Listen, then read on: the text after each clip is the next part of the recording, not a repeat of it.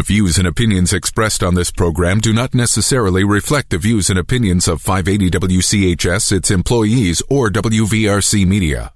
From the studios of WVRC Media, the country, the United States of America, the state, West Virginia, the city, Charleston.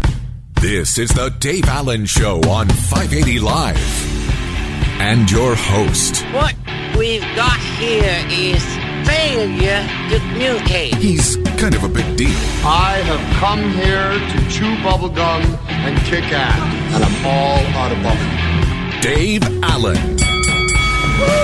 Well, good Thursday morning to you, and welcome to the show. Biggly, Piggly, Wiggly hotline 304-345-5858. Tony the Taylor text 304-935-5008. We're at the Jared Construction Studios, right on time, right on budget. Visit jared-construction.com. Phone calls to the show, a service of Biggly, Piggly, Wiggly, Spring Street, Charleston. Texting service provided by West Virginia's finest men's store, Tony the Taylor on Virginia Street. Of course, Tony continuing with this spring and summer collection of Hart Schaffner Marks clothing. Stop by and check out Tony's selection of Johnston and Murphy shoes, too. For more, visit bestmastertailor.com or Tony's Facebook page. Thursday edition of the show, one step closer to the weekend. Meteorologist Brian Hughes says rain around this morning with a high around 78 and a chance of showers and thunderstorms tonight with a low of 56. Rain tomorrow.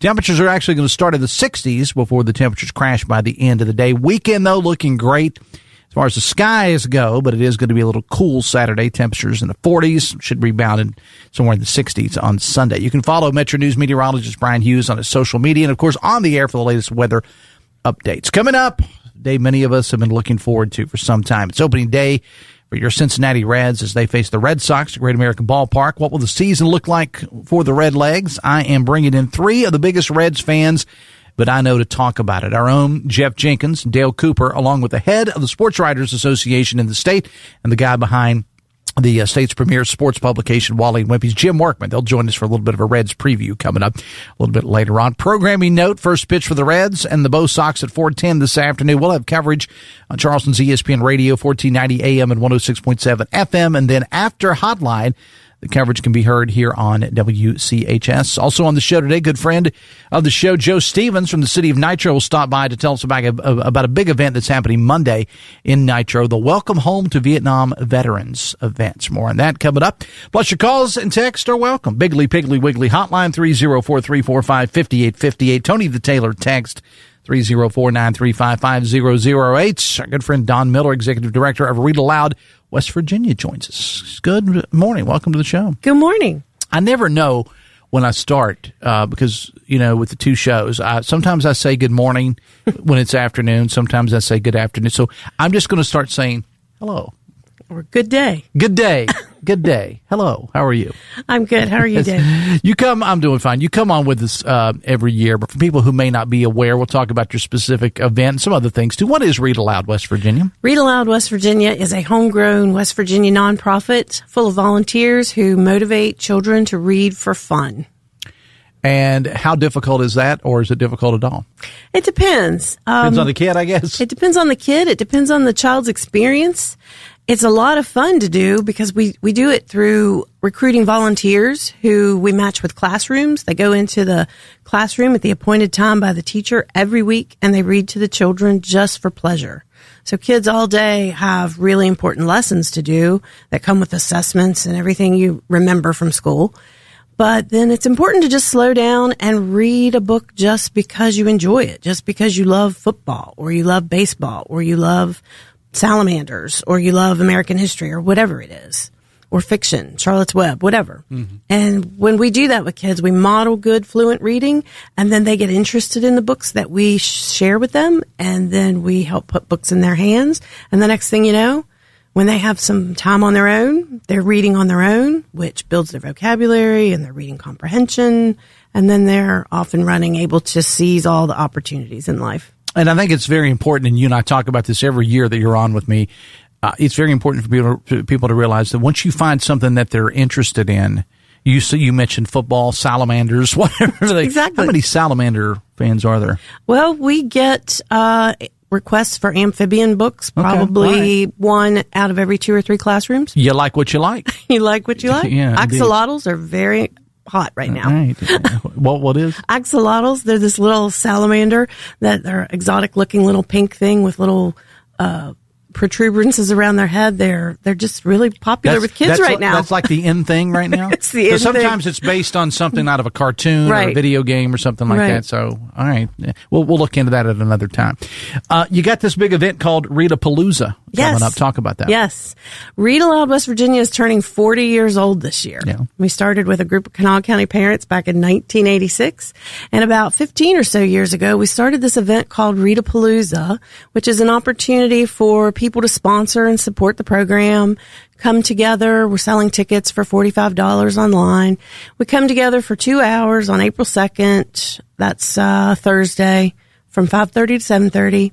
We'll have a few drinks. We'll eat a few hors d'oeuvres and talk about visit with each other. Read Aloud readers and volunteers and supporters love to talk about the program, the books we're reading, where we're going from here. It's just a nice party after work. I mean, I'm looking at it here. Yeah, it's going to be in the Irma Bird Gallery at the UC, Riggleman Hall, University of Charleston, and you got hors d'oeuvres and drinks, and you've got this wine pull. Yes, we got a couple little easy fundraisers there.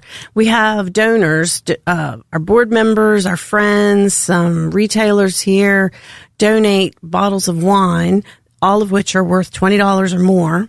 And then they're all masked. They're in a pretty bag. And then you pay $20 to read aloud for a random number. Mm-hmm. And so you get to pull this random bottle of wine. And it might be a $25 bottle of wine or it might be a $50 bottle of wine. So you get the value back in any case. And it creates a little fun and buzz and, oh, what did you get? So it's just a fun sort of little party game and a little fundraiser for us. And you got music going on too. Yes, Jordan Dyer. He came last year and he was so wonderful. And we were really thrilled that he agreed to come. He said he enjoyed our event and liked it. And so he agreed to come back and play for us. Talking to Don Miller again, the executive director of Read Aloud West Virginia. Readapalooza is happening Thursday. I guess it's 1 week from today. 5:30 to 7:30 on the campus of the University of Charleston. The Dave Allen Show on 580 Live, brought to you in part by Generations Ford of Hurricane. Great deals continue on their selection of used vehicles. Shop and compare any used vehicle at generationsford.com. And if you need service, ask about their works package and their pickup and delivery service too. Check them out today just off the Hurricane exit of I-64, one destination for every generation. Generations Ford. See dealer for details. We'll get back to more Readapalooza here in just a few moments to give you all the details on that. But what else is on your mind today? What else is on my mind? I cannot get off my mind the success we are having with a book distribution we created 2 years ago called Book Bundles. This is how I know about the axolotls. We found some research that says when you give kids multiple books on the same subject, and it's a subject they're passionate about, and those books, some are easy and some are a little more difficult, their reading comprehension in that subject not only increases, but it increases faster than if we gave them books all on their reading level on different subjects. This amazed us. So we started asking kids, well, what subject would you like to have? And would you like to know what West Virginia kids choose when you ask them? What is that? They choose basketball. And drawing and football and hunting and fishing and cats and dogs and some horses out in Jackson County. I could have guessed those. Yeah, exactly. Yeah. But when you typically give kids books, we still give out a lot of fiction, and children ask for that. Sometimes they ask for scary books. They ask for American history and world history. One time last year, a kid asked me for books on the Black Death. So they were interested in a certain era of, the plague in Europe. But when you find these books and you give them 5 books on this subject, what we see in the classrooms is the kids open up their little bundles of books and they immediately dive into them. They hoop, they squeal, they hold them up and show their friends. They say things. I literally had a volunteer tell me after she had distributed these books. She said, one of the boys said, I finally have books I really want. And that child is going home and looking at books when nobody's nagging him to. Mm-hmm. He doesn't have to be assigned reading on whatever that subject was because his innate curiosity is driving him to go spend time with that. And when he does that, he is learning new words on the easy books, carrying that knowledge over into the more difficult books, so that when he goes to school and there's a reference to something, or he has background knowledge, which will then enable him to seize on the lessons that he encounters at school and build more knowledge and more skills and do all the things that we want our kids to be able to do. You know, and it's not my place to question educators, right? Because, you know, that's certainly not my place. But I have always wondered, and I understand that when you go to school, you know, whether it's public school or private school or homeschool or college or whatever the case may be, you have to study things that you don't necessarily want to. But when it comes to reading, I have always, and again, not my place to question the education system, but I have always questioned assigning people. We want kids to know the classics, but let's face it, a lot of us when we were in school went through about the first 5 pages and just said, I don't like this. And I know that I did the same thing with a math book too, but that's another story for another time. It sounded up in radio.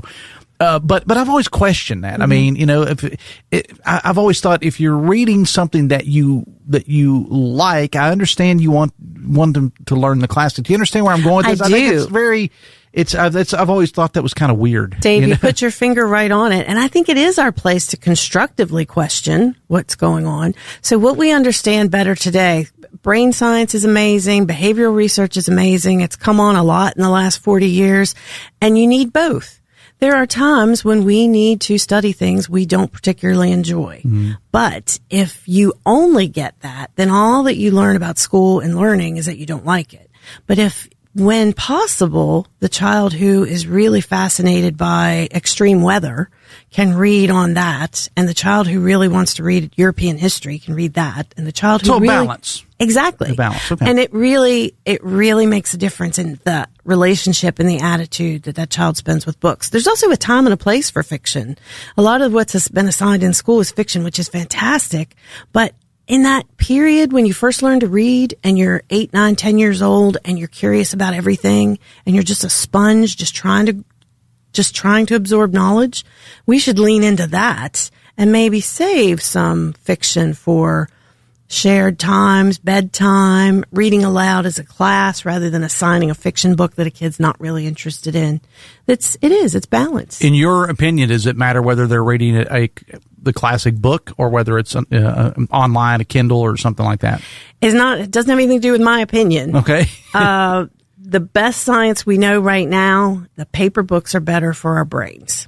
And the younger you are, the more that's true. Now that might change as more studies is discovered. Yeah. But for small children in particular, paper books are better. But there's even some indication that adults, our brains behave differently. Handwriting with crayons and pencils causes our brain to react differently and to store knowledge differently than tapping and swiping on a device.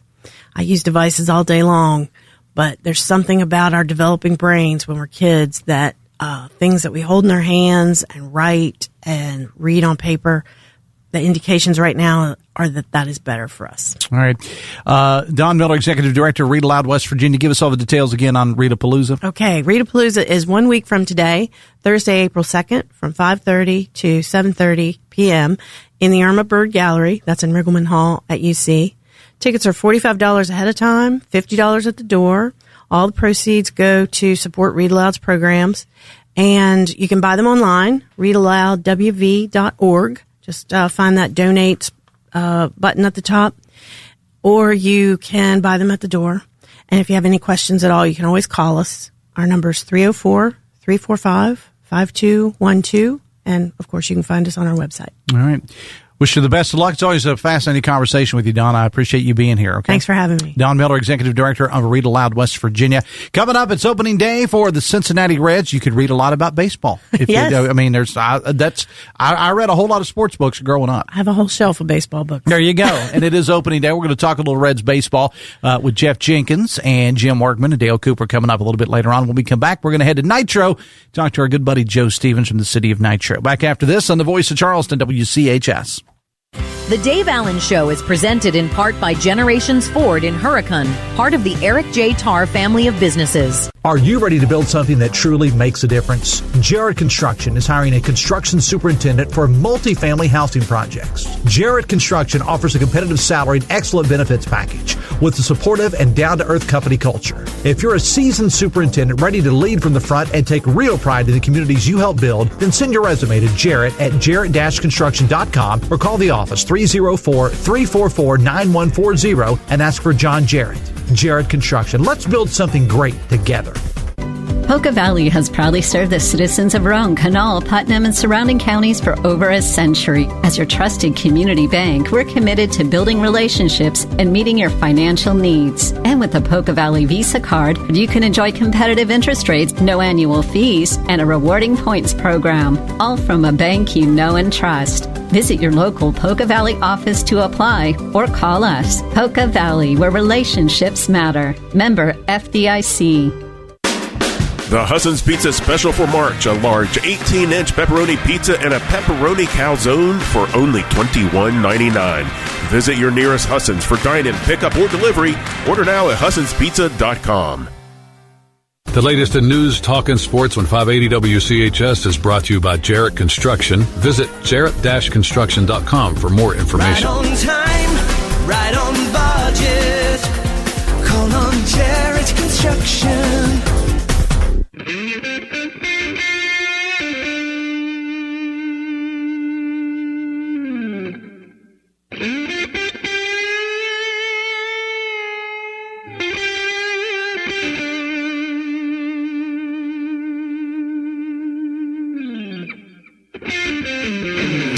Welcome back to the show. It's 9:23. The Dave Allen Show on 580 Live, brought to you part by Morgan & Morgan. With more than $20 billion recovered, they believe that when you're injured, you deserve more. Morgan & Morgan, America's largest injury law firm. We're going to talk Reds baseball coming up a little bit later on. Let's welcome in our good friend Joe Stevens from the city of Nitro.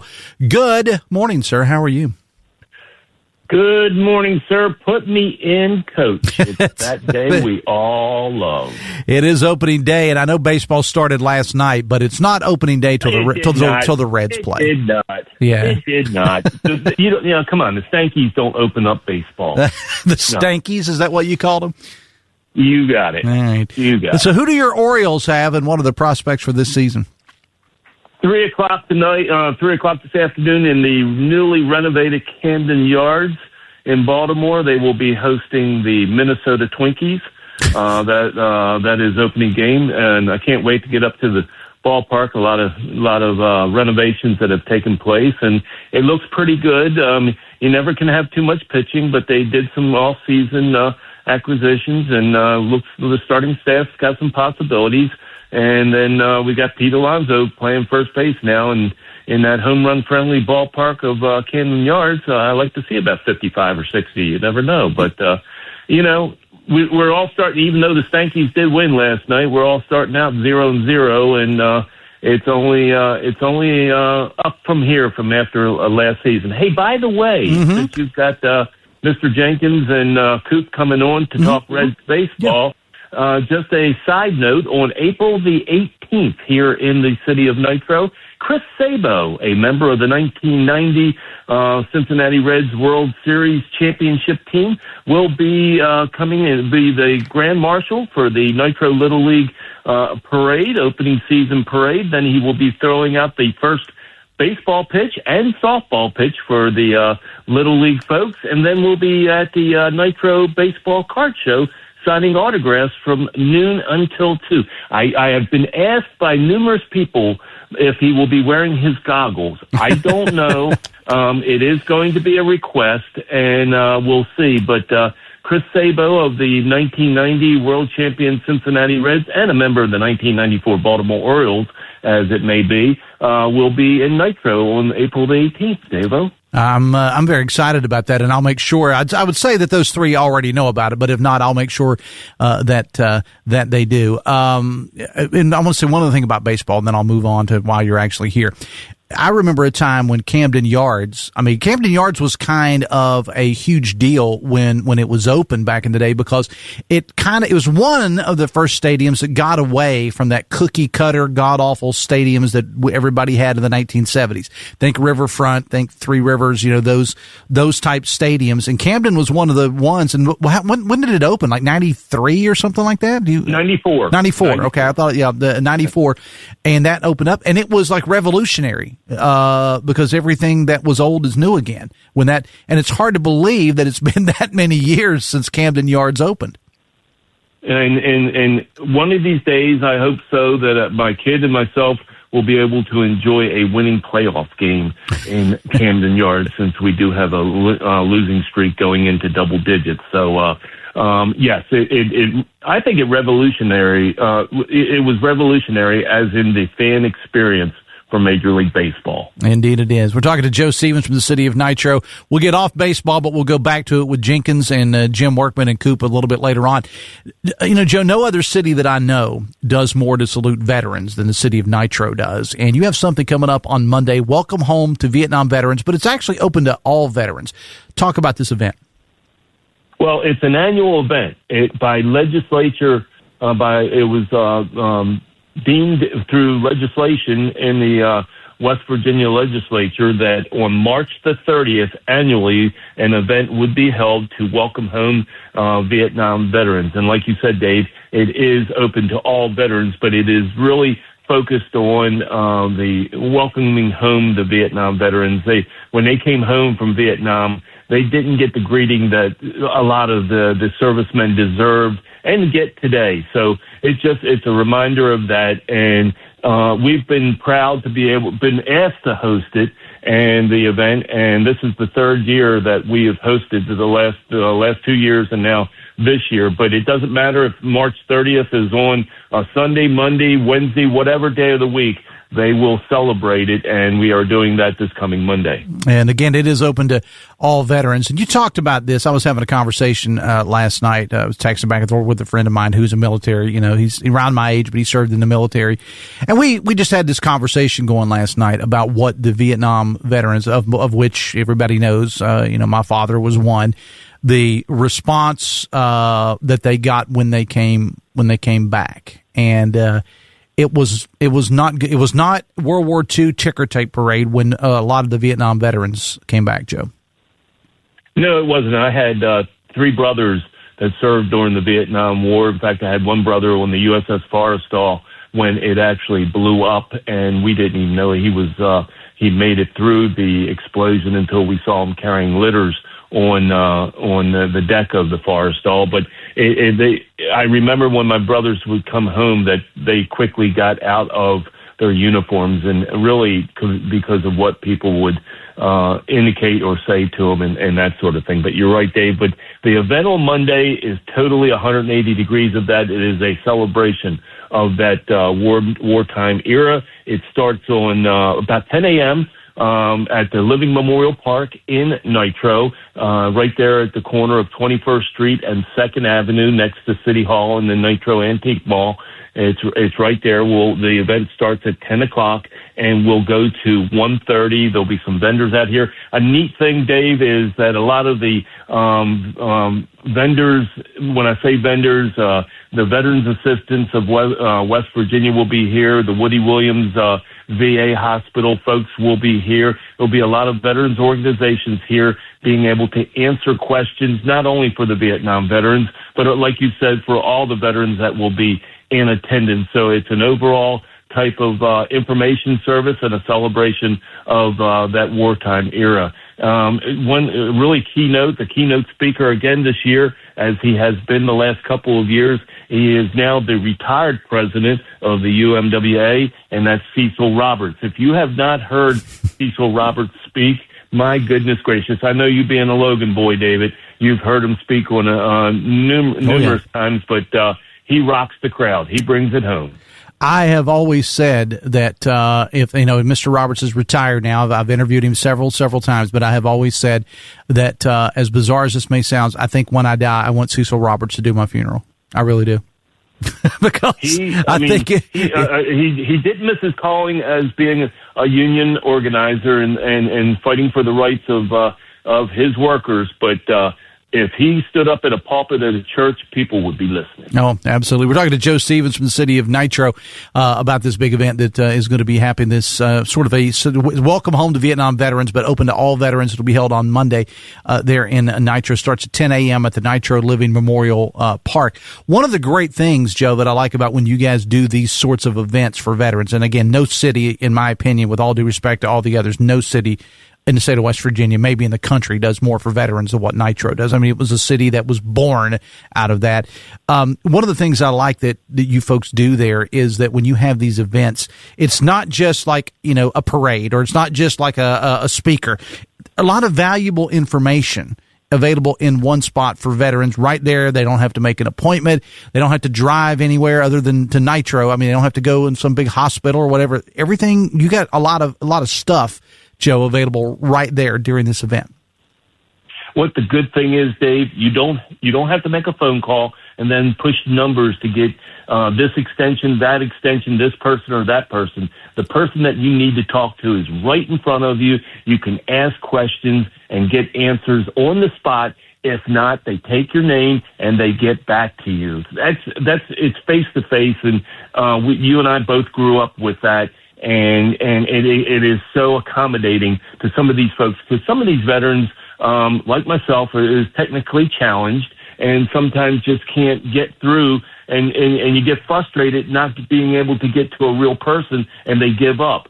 Well, you don't have to give up. You just come here on Monday between 10 and 1:30 or so, and you can get your questions answered face to face. And that is so cool. And also, Dave, I just want to remind everybody, we have the Nitro History and Wars Museum, which is right there on 20th Street, right next to the park. That will be open from 10 until 7 o'clock on Monday. A lot of the veterans enjoy. We are the site of the West Virginia Vietnam War Memorial that is inside the museum. So we expect a pretty big crowd going into the museum, but that'll be open starting at 10 o'clock and going until 7 o'clock Monday night. Before we let you go, Joe, and we'll go back and give you all the details in a moment, I want to give you an opportunity. Anything else going on in the city of Nitro that while you got the time here that you want to talk about? You know, we just kind of just sweeping the streets and getting ready for summertime. Right now, our lake is, we've been stocking it. We're expecting another stocking here real soon. Been seeing a lot of hikers and mountain bikers out there. We've got 21 miles of brand new trails. I mean, Tracy Toller and his adventures team, they've been out there and they've cut up some new trails. And coming soon to Ride Now Lake, sometime soon, will be a new disc golf course, but we'll give you those details coming up. We're like everybody else. We're ready for the cold to get out and the warm to get in so we can get out and play. I never thought, Joe, in your other life that I would ever hear you make a statement like that, because you're the guy who got on me big time because I referred to it as junk a couple of years ago, your association with the Ski Association. But I never thought I'd hear Joe Stevens say something like you were ready for warm weather. When the resorts are open and skiing. Ah, that's the difference. There you go. I tell you what, I don't care what Amanda says about you. You catch on quick. Yeah, something like that. All right, so the event is going to be Monday, starts at 10 a.m., Nitro Living Memorial Park, 2nd Avenue, 21st Street, starts at 10. It is a welcome home to Vietnam veterans, but it's open to all veterans. Cecil Roberts will be the keynote speaker. Lots of information, lots of good stuff going on. Everything's free to the public, so come on out and enjoy it. Joe, as always, we appreciate you being here, and we'll talk again soon. And best of luck to your team today. Hey, go Reds, go O's, let's go. I have my ticket for July 5th at Great American Ballpark. The O's taking on the Reds already. I'm ready to go. All right, Joe Stevens, appreciate it, man. Thanks a lot. Hey, be good, my friend. All right, 25 minutes away from Tampa. Dave Allen Show on 580 Live is brought to you in part by Pinnacle Consultants. When environmental questions come up in a building, Pinnacle provides clear answers. They specialize in asbestos, lead, mold, and indoor air quality with accredited lab testing based here in West Virginia. Learn more at pinnaclecorp.net, helping you understand your environment, because what you don't know can hurt you. We'll get to your calls and texts coming up a little bit later on. Bigly, Piggly, Wiggly hotline 304-345-5858. Tony Vitaylor text 304-935-5008. Senior producer Ryan Nicholson in charge of things. It is opening day for your Cincinnati Redlegs. We'll talk to Jeff Jenkins, Dale Cooper, and Jim Workman of Wally and Wimpy's and the West Virginia Sports Writers Association when we come back. And the voice of Charleston, WCHS. Brought to you by the Eric J. Tarr Family Businesses. Eric J. Tarr Family Businesses want to thank you for shopping locally. People sometimes may wonder why they need a big law firm after their injury. Imagine you're on your way to work and then, bam, your whole life changes. Life can be shattered in a moment. When that happens, know that America's largest injury law firm is here for you. When it comes to law, size matters. Morgan & Morgan, forthepeople.com. Office 222 Capitol Street, Charleston. Cases will be handled by West Virginia licensed attorneys. The attorney in this ad is not licensed in West Virginia. Hey, this is Bobby Spry, and last year we purchased a new HVAC system from West Virginia Heating and Cooling. During the inspection of our old unit, their technician discovered a crack in the heat exchanger that was slowly leaking carbon monoxide into our home. From that moment on, we knew we chose the best technicians and the best service. Every technician is drug tested and background checked, giving our family peace of mind. When it comes to protecting your home and family, trust the best. West Virginia Heating and Cooling. Sears Monument Company, the art of remembering.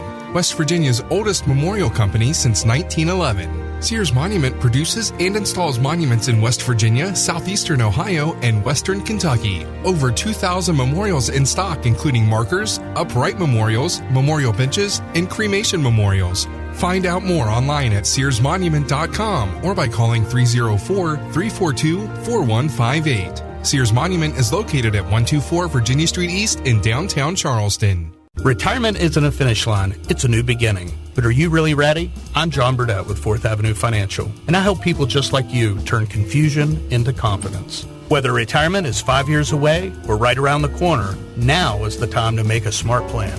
Let's make sure your retirement income lasts as long as you do. Call today or visit 4thavenuefinancial.com. 4th Avenue Financial. Retirement done right. Securities offered through Jenny McCall Financial Incorporated, member FINRA SIPC. Advisory services offered through Jenny McCall Advisors Incorporated. Reds opening day at 3:40 on 1490 WSWW. Joined at 6 o'clock right here. Then at 8, Diamondbacks at Dodgers on 580 WCHS.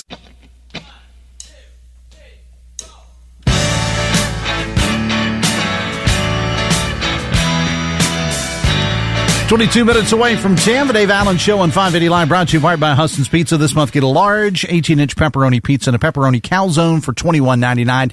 Find your local Huston's Pizza for pickup, dine-in, or delivery at HustonsPizza.com. We had a text about somebody asking about the Ask the Lawyer show. I did a little bit of checking on that.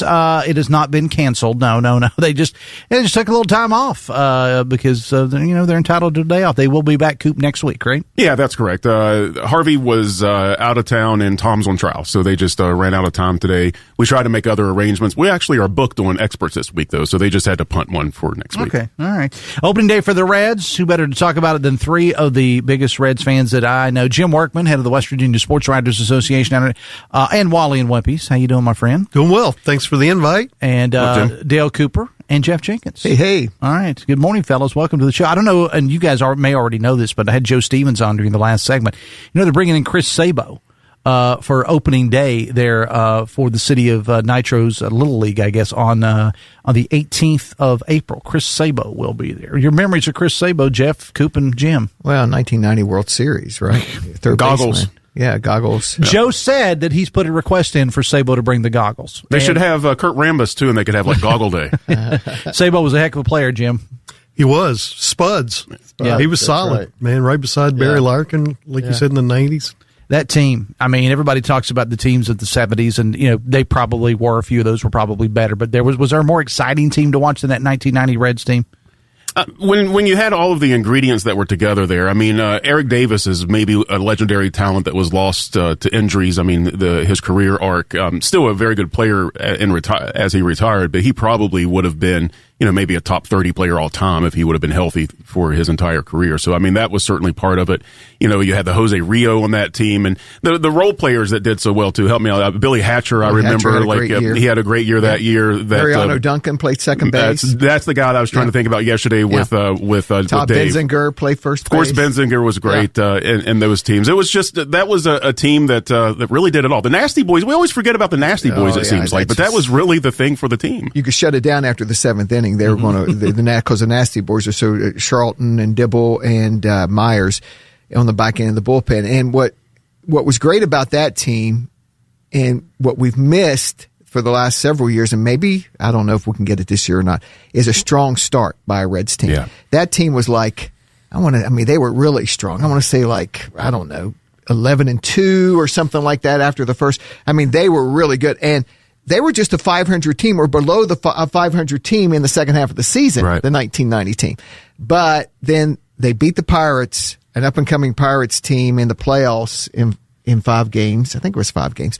And then swept they swept the A's. And probably luckily for that 90s team, that was back when you still just had the NLCS and then the World Series. You didn't have to get through a wild card round or multiple rounds, which frankly might have been a good thing for that team. But the Reds have not won a playoff series, Dave, since 1995. Yeah. 1995 is the last time the Reds won a playoff series. Yeah, think about that. And that was Jim had hair then. Yeah, 1995. Maybe. And that was either for the divisionals when the divisions changed and they won a series in 1995. And in 2012 they were ahead. Was it 2010? 3-1. They were up 2 games to 2-0. Yeah. In a best of 5 series against the Giants, won both of those games in San Francisco. Yep. Came back home and got swept by the Giants, who won the World Series, but they dropped 3 straight games in Cincinnati, and that's really the closest taste since. Yeah. Until last year they got in the playoffs, got swept by the Dodgers. There was the COVID year, but that was kind of the same as they didn't score a single run, if I remember correctly. They didn't score a single run. But what about this year? Yeah, that's about this year. Well, let's about the 90 season. Okay. Let's not forget probably my favorite manager, Lou Piniella. Yeah, I mean, and because of that fast start, they're known as the wire-to-wire champion. They were. So, yeah. Pretty cool year. Somebody sent me a picture the other day, and I've actually seen it before, and it was one of my friends just said getting ready for the season or whatever, and it was a picture of Piniella in the Reds uniform with his feet propped up on the table with a pack of Marlboros and a Bud Light sitting beside him. Yeah. That was pretty much Piniella, and we know it was the Nasty Boys. Yeah. I think this year's team that it should be exciting this year. I hope the Reds were so close. I think that last year they made the playoffs, but I think that there was a little bit of a sense of maybe what could have been, or maybe that it was a little, because nobody had a good season. It seemed like nobody for the Reds really had a great season last year. Hunter Green had a good season when he was healthy. But he was hurt a lot last season.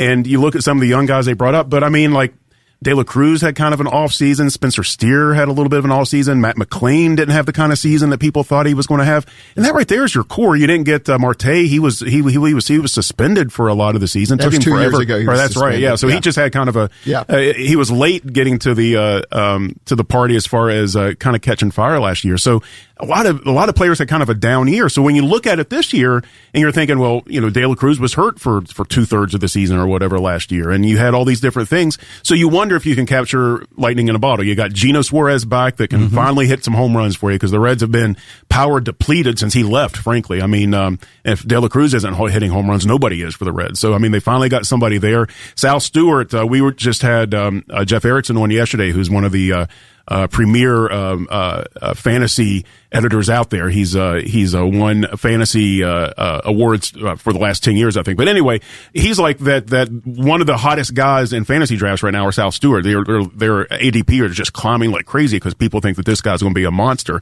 So you're starting to see with this Reds team, I think, that if you start seeing a guy like if Sal Stewart and Gino and De La Cruz, and then you start getting production out of McLean again, suddenly that lineup gets a lot longer and gets a lot deeper, and you hope you can score some runs. Jim? I think I agree with Dale about all those names that he mentioned. I think in the last couple of years, we've seen glimpses of really good players. And I think that's what Tito saw when he came back to the Reds. So I think this is the year that if everything falls into place, they can be in contention. So you've got to get pitching, right? Yeah. Pitching is the number one here. And so what's concerning at the beginning of the year is Hunter Green's going to be out probably at least until July and maybe to the 1st of August. So he won't be there for 2/3 of the season, which that's your ace. That's your shutdown guys. So that's very disappointing. Now they are deep in starting pitching, but they're young. Lodolo's going to miss he's going to miss 2 starts probably because his last spring training start, it was 95 degrees in Arizona, and he's had blister problems. He developed a blister. So he's on a disabled list, a retroactive death, so he's going to be on for about 12 days, but they're hopeful that he's going to be fine. Andrew Abbott is the starting pitcher today on opening day. He was named the starter a few weeks ago. He didn't have a really good spring training. Now, spring training, you can throw a lot of that out. Mm-hmm. Hopefully he's Andrew Abbott today. And for this season, they're going to need him to be. Brady Stinger is in the number 2 spot now. He's an innings eater, had a great year last year, and he's just going to be consistent. And then you've got the young guys.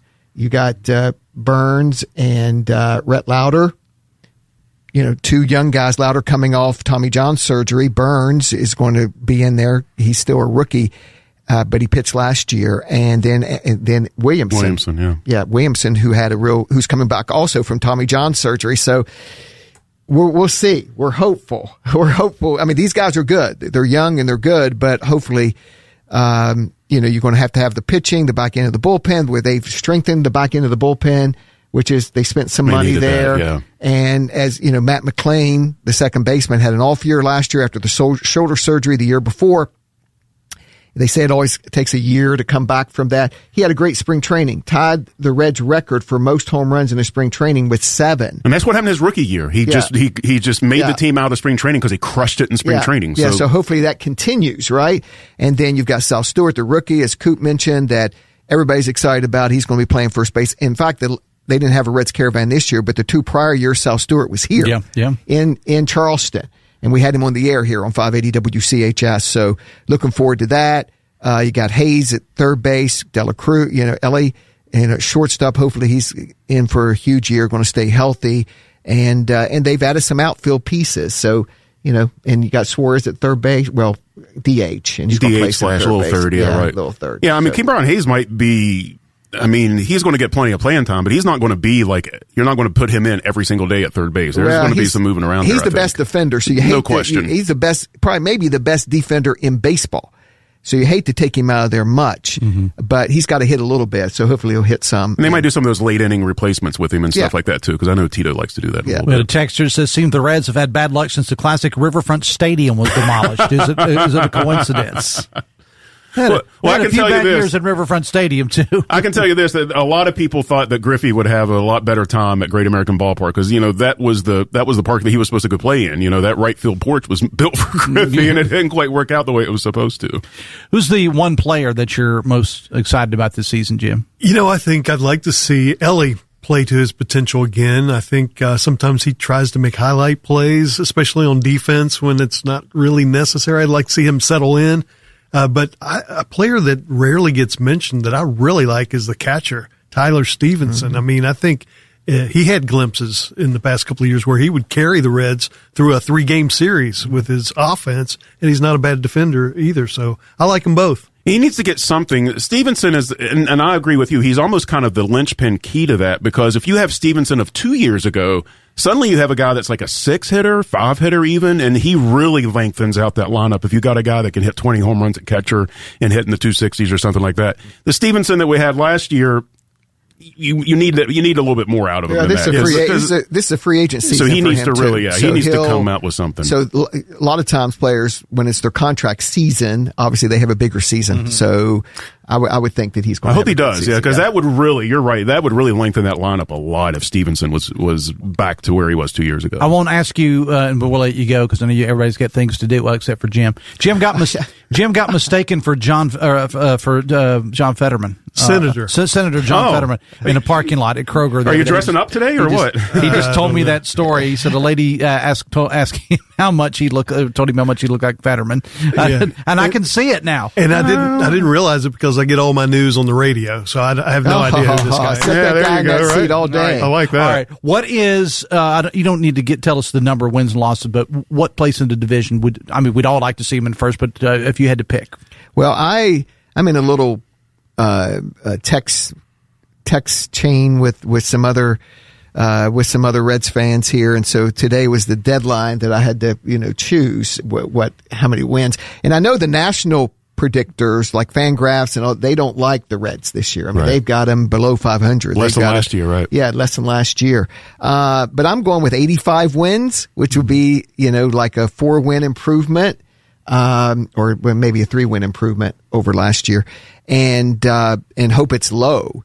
But I'm going to go 85 wins. Okay, Coop. I'm almost never optimistic because I think that it's a curse to be overly optimistic. I think it's say, hey, we're going to win 100 games. You're going to win 60. I hate to do that. However, I am going to try to be on the positive side of these things this year. I think that the Reds have had some bad luck. And they haven't had any of these players gel together and have good seasons. Like a few years ago, the COVID year when they had Winker and Castellanos, they both were having those monster seasons at the same time. They need something like look at, and I think it's going to happen this year. And so I'm going to say second in the division, whatever that is, and they'll be in the playoffs. All right, Jim? I concur with the second place, and all I can say is trust Tito. He's had some time with this roster, and I think, he's a master at it. He's probably going to be a Hall of Fame manager. So I think he'll manage this season correctly using the talent that we believe that they have, and they're going to do well. Jim Workman, Wally and Weppies. Yeah. Head of the West Virginia Sports Writers Association. That's right. Appreciate you being here. Thank you. Dale Cooper, you can catch him on the hotline this afternoon at 3. Jeff Jenkins, he's always here. You'll always hear him. So, Jeff Jenkins, appreciate all of three of you, and let's go Reds. Let's go Reds. All right, we'll take a break. Come back after this on the Voice of Charleston, WCHS.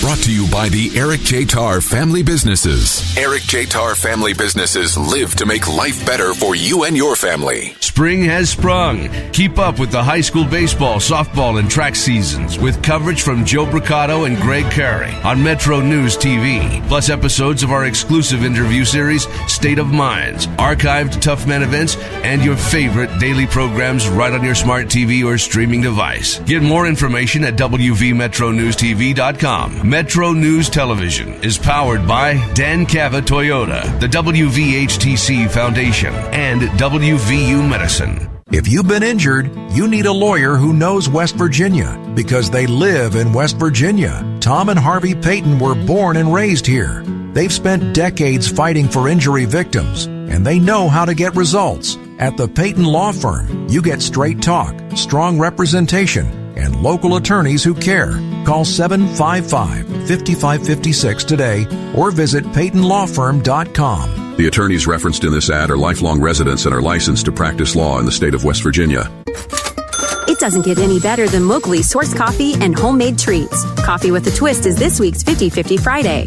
Enjoy delicious mochas, lattes, dirty sodas, floats, and lemonade at Coffee with a Twist. Plus homemade pretzels, hamwich, pretzel dogs, and fresh-made pepperoni rolls. Located at 101 Main Avenue and Nitro. Friday at 9 a.m., go to WCHSnetwork.com and click the 50-50 Friday button to get 50% off gift certificates for Coffee with a Twist, courtesy of the WCHS family of networks. The latest in news, talk, and sports when 580 WCHS is brought to you by Jarrett Construction. Call 304-344-9140 for more information. Right on time, right on budget. Call on Jarrett Construction. A smooth, close Barbasol shave lifts your confidence. Your whiskers may fall, but today you can ascend to greatness. So lather up and dream big. Just don't forget to pick up that gallon of milk on your way home. Barbasol, it's a can of can-do.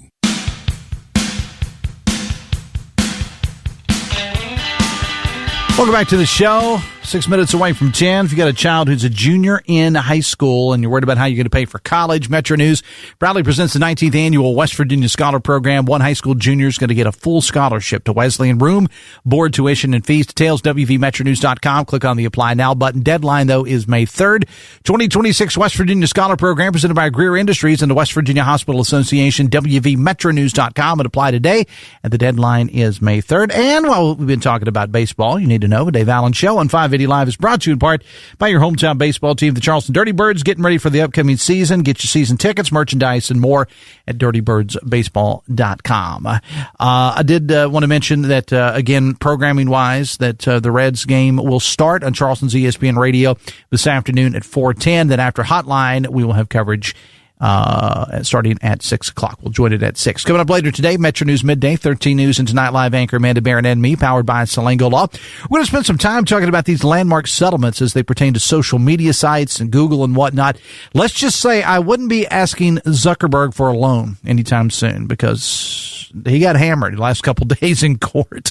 West Virginia Attorney General J.B. McCuskey and tech guy extraordinaire Guy Morris are going to both weigh in on that. Chad Prather from Huntington Banks is going to stop by. His company, very involved in the Ignite the Classroom stuff. Big doings at the Clay Center last night. We'll talk to Chad about that. Chris Lawrence will be in with the news.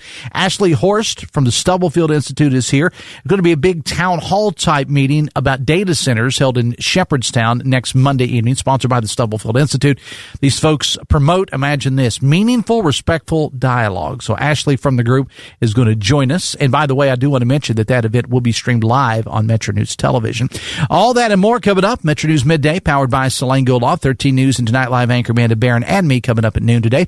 On this show tomorrow, it's Friday, which means Angie Gillenwater from the Kanawha Charleston Humane Association is here with this week's Adopt Me Please Pet of the Week. Rick Cavender from Charleston Urban Works will stop by, and Mike Arbogast, who is a member of the Kanawha County Board of Education, but also the director of the state basketball tournament and the football championships, kind of putting a bow on the girls and boys tournaments the last couple of weeks. That's all coming up on tomorrow's show.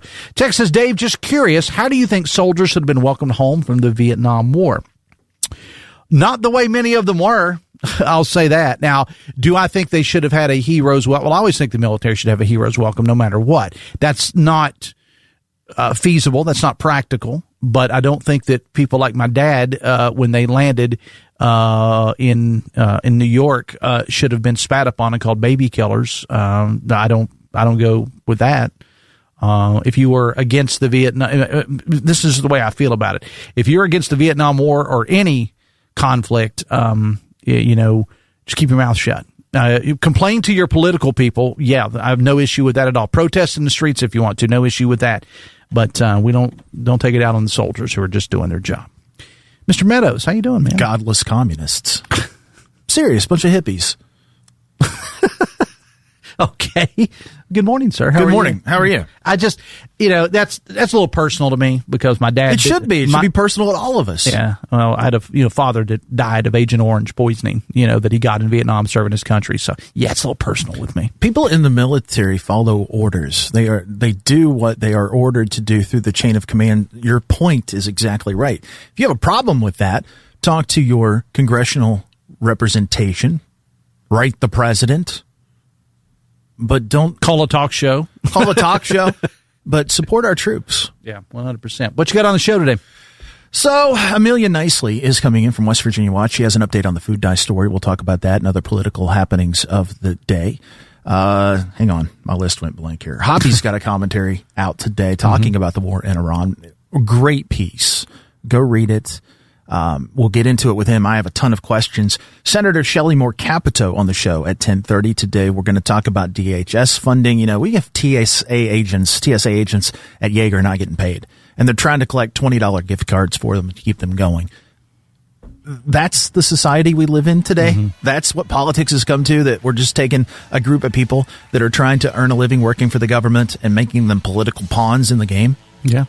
No arguments here. I mean, it's a sad state of affairs. So we'll get into that, talk Iran, other topics as well with the senator at 10:30. Wilson and Meadows coming up with Talk Line at 10:06. I'll be back tomorrow. Actually, I'll be back later today. I forgot. I do have that thing in the afternoon I have to do, right? 13 News and Tonight Live anchor Amanda Barron and me. I'm excited about opening day, but let's go Redlegs. Well, first pitch is not till 4:10, so I can't use that as an excuse.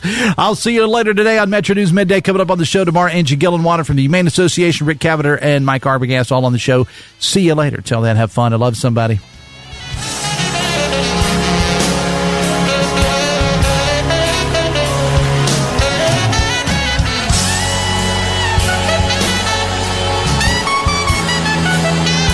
WCHS AM, W243DRFM Charleston, and W283AQ Cross Lanes, a WVRC media station.